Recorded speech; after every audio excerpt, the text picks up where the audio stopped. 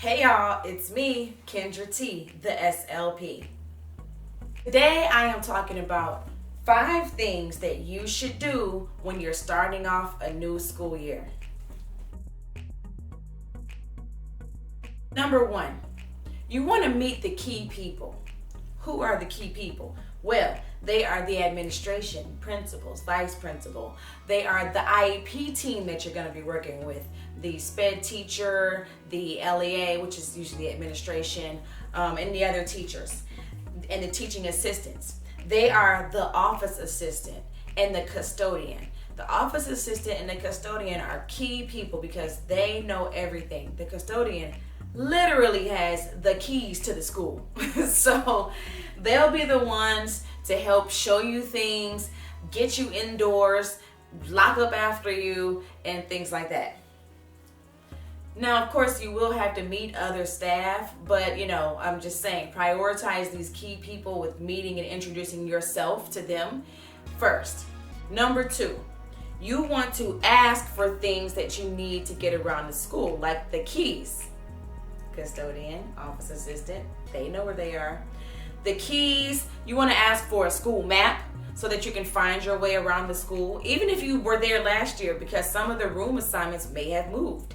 And a nice detailed map where it tells you the teacher's name and the room number and where to find it where is very helpful, especially if things have moved since last year, and especially if you're starting at a new school.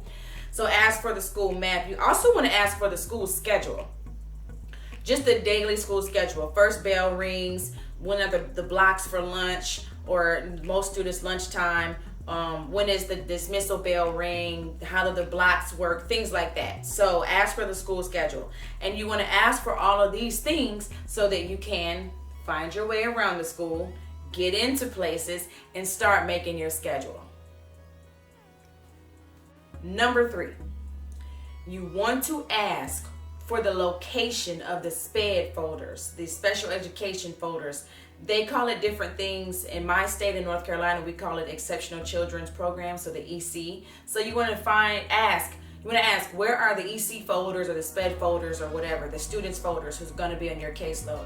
Ask where they are. Ask if you have access or do you need to do something to get access, like the keys. Ask for those things.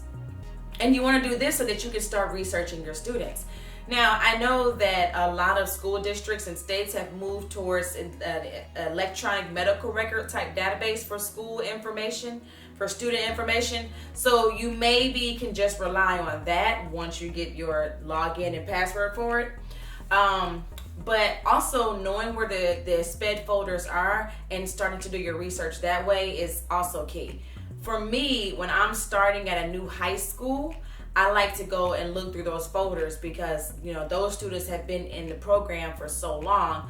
But if we've all just started using electronic medical records for school records, then, the high school students, it's only going to be the last maybe 2 years or 3 years in there, not all the way back to pre-K. And for me, I like to dig and do my research and see how long students have been in speech therapy, get a broad stroke of their goals, see how their diagnoses have evolved, see when the last time they were tested and what those test results were, in case that information is not in the electronic medical record system. Number 4, you want to ask what classes and subjects you can take your students out of for speech therapy. It's different at every school and even different grade levels. For example, with my experience, in elementary school, I could not take the kids out of PE. That was on the long list of things I couldn't take them out of. But in middle school, because they had PE differently, I could take them out of PE, but only one time a week. So you want to know what classes are off limits, totally off limits, to take them for speech therapy. And this is helpful because you want to start building your schedule. So things like reading, writing, math, usually PE, depending on what level you are, or maybe art you can't take them out of, but music you can sometimes. Science and social studies, maybe you can sometimes. And you can also looking at your caseload, consider and see what students can you put on a different service delivery model so that they are having brief sessions more frequently, and then that also gives you more flexibility for being able to pull them out of subjects.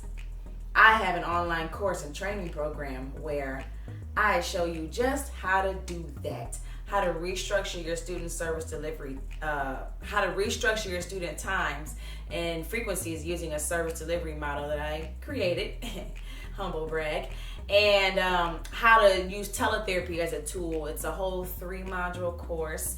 It is available. I'm going to be launching it and promoting it to train SPED teams as a part of professional development in the schools.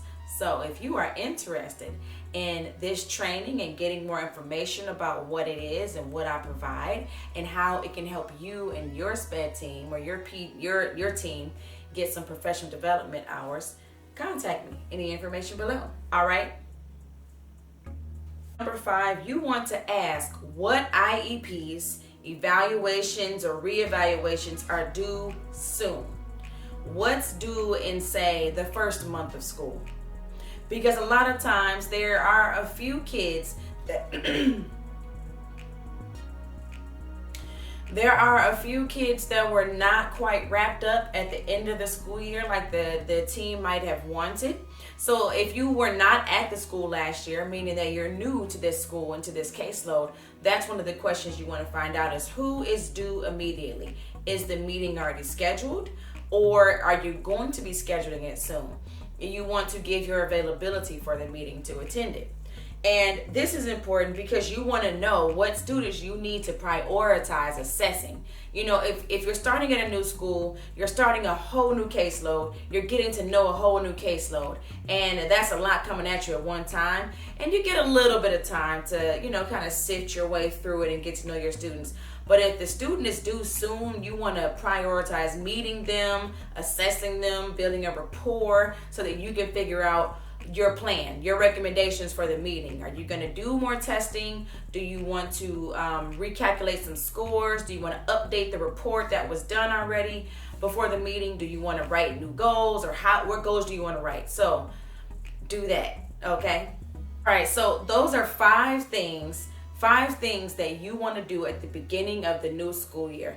These are things that I do every school year, whether I'm returning to the school or I am starting a new school. Also, guys, if you found anything helpful in this video, I know it might appear to be more for new SLPs, fresh out into the school setting, but it also is a good reminder for us seasoned SLPs of things to do, a way to streamline your task and your to-do list for settling into a new school or going back to the old school that you were in. And then so if you found any of these tips helpful, please like, subscribe, and share with another school SLP that you may know. Also, I have an email list for efficient SLPs because that is my thing. I try to be as efficient as possible when I'm working and show others how to do it. So sign up for my email list, and that way, if I have updates to send out, coupons, discounts, whatever, you will get that email and know about it. And then again, email me if you're interested in setting up a professional development training for your team.